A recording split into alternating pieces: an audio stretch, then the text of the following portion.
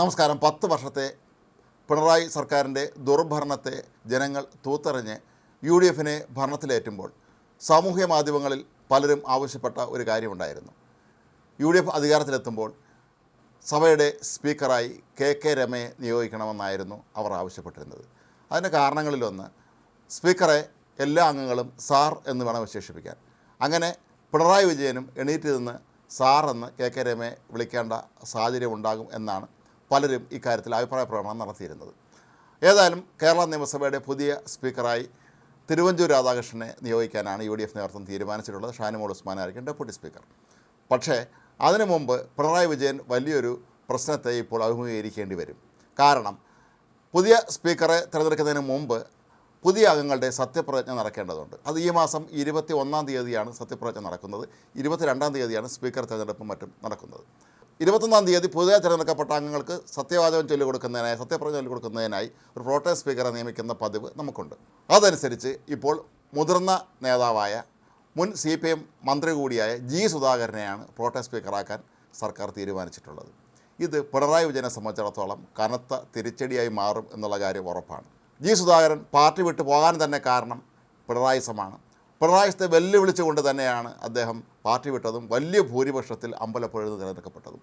G Sudhakaran സ്ഥാനാർത്ഥിയായത് ജില്ലയിലാകെ തന്നെ CPMന് കനത്ത തിരിച്ചടിയായിട്ടുണ്ട്. മാത്രമല്ല, കണ്ണൂർ ജില്ലയിലെ TK ഗോവിന്ദനും V കുഞ്ഞകൃഷ്ണനുമൊക്കെ വിമതന്മാരായി രംഗത്തിറങ്ങാനും മത്സരിക്കാനുമൊക്കെ ഒരുപക്ഷെ അവർക്ക് പ്രേരണയായതും G സുധാകരൻ്റെ ശക്തമായ നിലപാട് തന്നെയാകാനാണ് സാധ്യത. അങ്ങനെയുള്ള G സുധാകരൻ സ്പീക്കറായിരിക്കുമ്പോൾ, പ്രോട്ടേം സ്പീക്കറായിരിക്കുമ്പോൾ അദ്ദേഹത്തിൻ്റെ മുന്നിലെത്തി വണങ്ങിയതിന് ശേഷം വേണം സത്യപ്രതിജ്ഞ ചെയ്യേണ്ടത്. G സുധാകരൻ സത്യവാചകം ചൊല്ലിക്കൊടുക്കുമ്പോൾ പിണറായി അത് ഏറ്റു പറയേണ്ടതുണ്ട് എന്നുള്ളതാണ് ഇവിടുത്തെ ഏറ്റവും വലിയ വെല്ലുവിളി. പിണറായി വിജയനെ സംബന്ധിച്ചിടത്തോളം നമുക്കറിയാം, ഇത്തരം കാര്യങ്ങൾ അദ്ദേഹം നേരത്തെ സ്വീകരിച്ചിട്ടുള്ള ചില നിലപാടുകൾ. നിയമസഭയുടെ പാനൽ ഓഫ് ചെയർമാൻമാർ ഉൾപ്പെട്ട് നിയമസഭയിൽ അവിടെ സഭ നിയന്ത്രിക്കുമ്പോൾ പിണറായി വിജയൻ സഭയിൽ ഇരിക്കാറില്ലായിരുന്നു. കാരണം എന്തെങ്കിലും പറയേണ്ടി വന്നാൽ എണീറ്റ് എന്ന് സ്പീക്കറെ സാറേന്ന് വിളിക്കണം എന്നുള്ളൊരു പ്രശ്നം അവിടെ ഉണ്ട്. അത് കണക്കാക്കിയാണ് അദ്ദേഹം അവിടെ നിന്ന് പതുക്കെ എസ്കേപ്പ് ആവാറുണ്ടായിരുന്നത്. ഇതേ അവസ്ഥ തന്നെയാണ് ഇപ്പോൾ സംഭവിക്കാൻ പോകുന്നത്. പ്രോട്ടേം സ്പീക്കർ ഗവർണറുടെ മുന്നിൽ ആണ് സത്യപ്രതിജ്ഞ ചെയ്ത് അധികാരം വെക്കേണ്ടത്. അദ്ദേഹം പുതിയ സ്പീക്കറെ തിരഞ്ഞെടുക്കുന്നത് വരെ മാത്രമേ അദ്ദേഹത്തിന് കാലാവധിയുള്ളൂ. എങ്കിൽ പോലും എന്നിരുന്നാലും പുതിയ സ്പീക്കർ വരുന്നതുവരെ പ്രോട്ടേം സ്പീക്കർ തന്നെയാണ് സ്പീക്കർ. അതനുസരിച്ച് പിണറായി വിജയനും നിയമസഭാംഗമായി സത്യപ്രതിജ്ഞ ചെയ്യാൻ സുധാകരൻ്റെ മുന്നിൽ ചെന്ന് നിൽക്കേണ്ടി വരും. സത്യപ്രതിജ്ഞ ചൊല്ലുന്നതിന് മുമ്പ് ഒന്ന് വണങ്ങേണ്ടി വരും. കഴിഞ്ഞും സത്യപ്രതിജ്ഞ അവസാനിച്ചതിന് ശേഷം സാധാരണഗതിയിൽ സാമാന്യ മര്യാദ അനുസരിച്ച് തിരികെ വണങ്ങിയിട്ടാണ് അവർ സീറ്റുകളിലേക്ക് പോകുന്നത്. പിണറായി വിജയൻ ഇതിന് തയ്യാറാകുമോ എന്നുള്ളതാണ് ഇവിടെ ഉയരുന്ന ചോദ്യം. പക്ഷേ രാഷ്ട്രീയ നിരീക്ഷകർ പലരും ഇപ്പോഴും വിലയിരുത്തുന്നത് പിണറായി വിജയന് തയ്യാറാകില്ല എന്ന് തന്നെയാണ്. പ്രോട്ടേം സ്പീക്കറുടെ മുന്നിൽ സത്യപ്രതിജ്ഞ ചെയ്യാൻ കഴിയാതെ വരുന്ന സാഹചര്യത്തിൽ ആ അംഗങ്ങൾക്ക് പിന്നീട് അടുത്ത ദിവസം പുതിയ സ്പീക്കർ വരുമല്ലോ, ആ സ്പീക്കറുടെ മുന്നിലാണെങ്കിലും സത്യപ്രതിജ്ഞ ചെയ്യാം. പിണറായി വിജയൻ മിക്കവാറും ഈ ഒരു മാർഗ്ഗമായിരിക്കും സ്വീകരിക്കാൻ സാധ്യത എന്നാണ് കരുതപ്പെടുന്നത്. കാരണം നമുക്ക് പിണറായി വിജയൻ്റെ സ്വഭാവ രീതികളെക്കുറിച്ച് നന്നായിട്ടറിയാം. താൻ പോരിമയും അഹങ്കാരവും അതുപോലെ മറ്റാരെയും അംഗീകരിക്കാത്ത ഒരു മനസ്ഥിതിയുമാണ് അദ്ദേഹത്തിനുള്ളത്.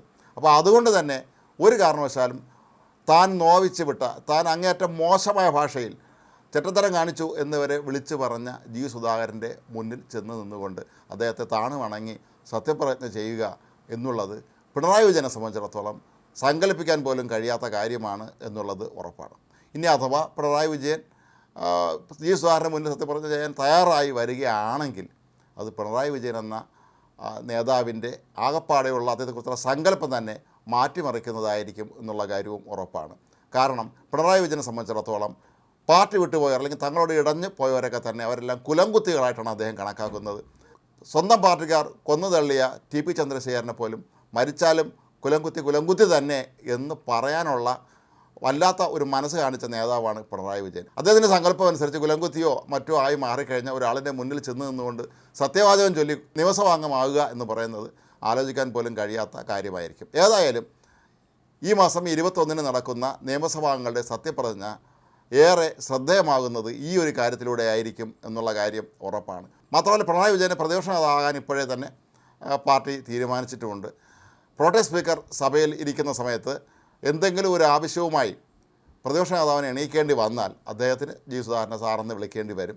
വിളിച്ച് വളരെ ആദരവോടുകൂടി സ്പീക്കറിനോട് എന്തെങ്കിലും ഒരു ആവശ്യം ഉന്നയിക്കേണ്ടതായിട്ടും വരും. ഏതായാലും അങ്ങനത്തെ ഒരു അവസ്ഥ ഉണ്ടാകാൻ പിണറായി വിജയൻ ഇടയാക്കില്ല എന്ന് തന്നെയാണ് പൊതുവെ എല്ലാവരും കരുതുന്നത്. മിണ്ടാതിരുന്ന് സത്യപ്രതിജ്ഞ കഴിഞ്ഞ് എത്രയും വേഗം പുതിയ സ്പീക്കറെ തിരഞ്ഞെടുക്കണേ എന്നുള്ള രീതിയിലേക്കായിരിക്കും കാര്യങ്ങൾ പോകുന്നത്. 21-ാം തീയതി നടക്കുന്ന പുതിയ അംഗങ്ങളുടെ സത്യപ്രതിജ്ഞാ ചടങ്ങിൽ അദ്ദേഹം പങ്കെടുക്കാൻ ഒരു സാധ്യതയും കാണുന്നില്ല എന്ന് തന്നെയാണ് നമുക്ക് മനസ്സിലാക്കാൻ കഴിയുന്നത്. 22-ന് ഏതായാലും തിരുവഞ്ചൂർ രാധാകൃഷ്ണൻ പുതിയ സ്പീക്കറായി എത്തുമല്ലോ.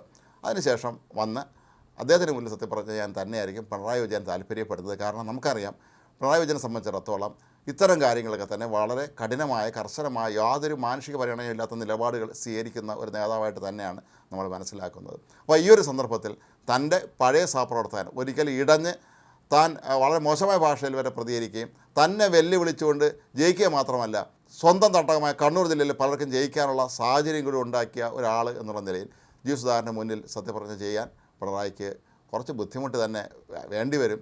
അതുകൊണ്ട് തന്നെ ആയിരിക്കാം ഒരുപക്ഷെ അദ്ദേഹം 21-ാം തീയതി സത്യപ്രതിജ്ഞയ്ക്ക് ഹാജരാകാതിരിക്കാൻ സാധ്യത എന്ന് നമ്മൾ തറപ്പിച്ച് പറയുന്നത്. ഇനി മറിച്ചാണ് സംഭവിക്കുന്നത് എങ്കിൽ അത് പിണറായി വിജയൻ്റെ രാഷ്ട്രീയ ജീവിതത്തിലെ വലിയൊരു മാറ്റത്തിൻ്റെ സൂചനയായി നമുക്ക് കാണാൻ കഴിയും.